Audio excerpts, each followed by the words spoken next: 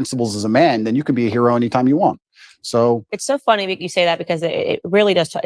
Everything goes back to biology. I think about this all the time, no matter how much sociology is behind everything, telling men to act like women and women to act like men. At the end of the day, women want a masculine man. Absolutely. And when they don't have a masculine man and they beat their man into submission, they're not attracted to them anymore. When Completely. it's a tail in between, it's just not attractive anymore.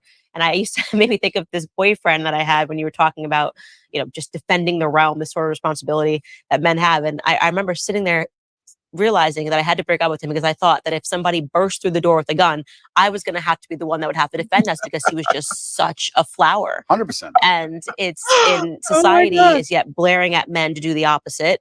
And they're trying to confuse us. This is why I think you have a platform. This is my whole theory that I built in my head about why you have a platform, is because Lena Dunham came before you, right?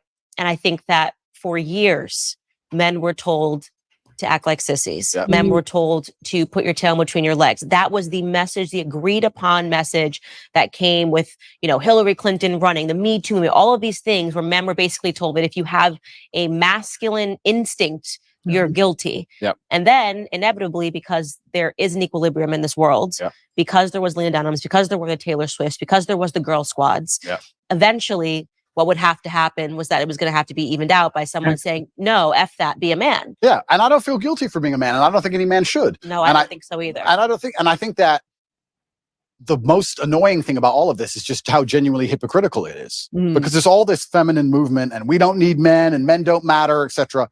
That's music too. Men ain't the whole. It's a agreed upon message that men suck. Absolutely, and it's only in the most favorable possible circumstances where females will say that.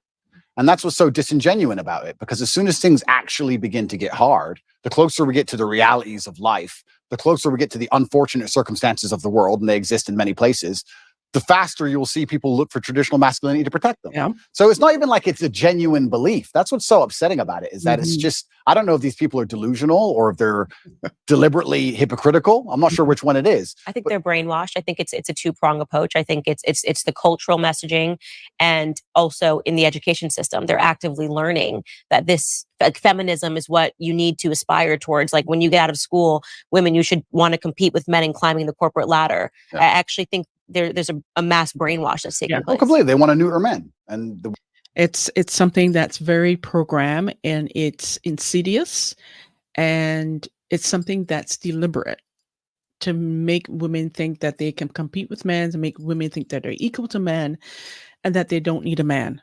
And it's quite delusional. The way you do that is to empower women to a point where they're now the dominant power, especially in the Western world. I believe we live in a matriarchy. I don't believe it's